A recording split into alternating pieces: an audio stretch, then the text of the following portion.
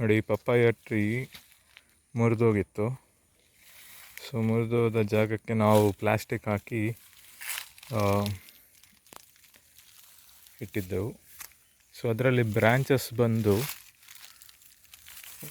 1 2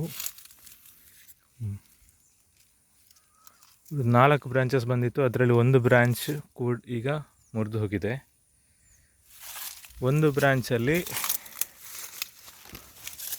ಇಷ್ಟು ಪಪ್ಪಾಯ ಆಗಿದೆ ನೋಡಿ. 3 4 5 6 6 ಪಪ್ಪಾಯ ಇದೆ ಇವಾಗ ಈ ಒಂದು ಬ್ರಾಂಚಲ್ಲಿ. ಇದೀಗ ರೈಪ್ ಆಗ್ಲಿಕ್ಕೆ ಸ್ಟಾರ್ಟ್ ಆಗಿದೆ, ಒಳ್ಳೆ ಬೆಳೆದಿದೆ. ಇದನ್ನು ಕೊಯ್ದು ಇಟ್ಟರೂ ಕೂಡ ಹಣ್ಣಾಗ್ತದೆ.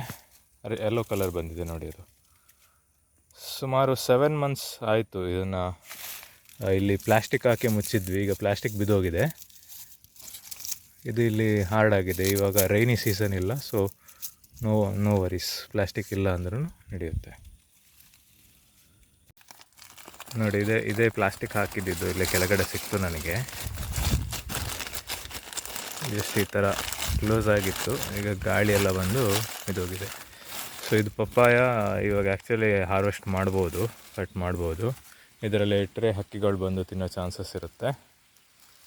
ಸುಮಾರು 2 ಕಿಲೋ ಅಷ್ಟು ಬರ್ಬೋದು ಅನಿಸುತ್ತೆ ಅದು ಪಪ್ಪಾಯ. ಬೇಕಾದ್ರೆ ತೂಕ ಮಾಡಿ ನೋಡುವ. ಏನು ಇಷ್ಟೇ ಹೈಟಲ್ಲೇ ಬಂದಿದೆ ನೋಡಿ ಪಪ್ಪಾಯ. ಇಲ್ಲಿಂದ ಕಟ್ ಮಾಡಿರೋದು, ಇಲ್ಲಿ ಕಟ್ ಮಾಡಿದರೆ ಇಲ್ಲೇ ಬಂದಿದೆ ಪಪ್ಪಾಯ. ಆರಾಮ್ಸೆ ಹಾರ್ವೆಸ್ಟ್ ಮಾಡಲಿಕ್ಕೆ ತುಂಬ ಸುಲಭ ಆಗುತ್ತೆ. ಇದಕ್ಕೆ ಇನ್ನು ಜಾಸ್ತಿ ಬಂದರೆ ಆ ಕಡೆಯಿಂದ ಒಂದು ಸಪೋರ್ಟ್ ಇಟ್ಟರೆ ಇನ್ನು ಮುರಿಯೋದಾಗಿ, ಜಾಸ್ತಿ ವೆಯ್ಟ್ ಆದರೆ ಮುರಿಯೋ ಚಾನ್ಸಸ್ ಇರುತ್ತೆ. ಸೊ ಆ ಕಡೆಯಿಂದ ಸಪೋರ್ಟ್ ಇಡ್ಬೋದು ಬೇಕಾದರೆ. ವಿಡಿಯೋವನ್ನು ಪೂರ್ತಿಯಾಗಿ ನೋಡಿದ್ದಕ್ಕೆ ಧನ್ಯವಾದಗಳು.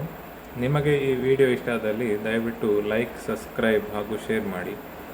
ಈ ವಿಡಿಯೋವನ್ನು ಆದಷ್ಟು ಪಪ್ಪಾಯ ಬೆಳೆಯೋರಿಗೆ ಶೇರ್ ಮಾಡಿದರೆ ಅವರಿಗೆ ತುಂಬ ಉಪಕಾರ ಆಗ್ತದೆ. ಧನ್ಯವಾದಗಳು.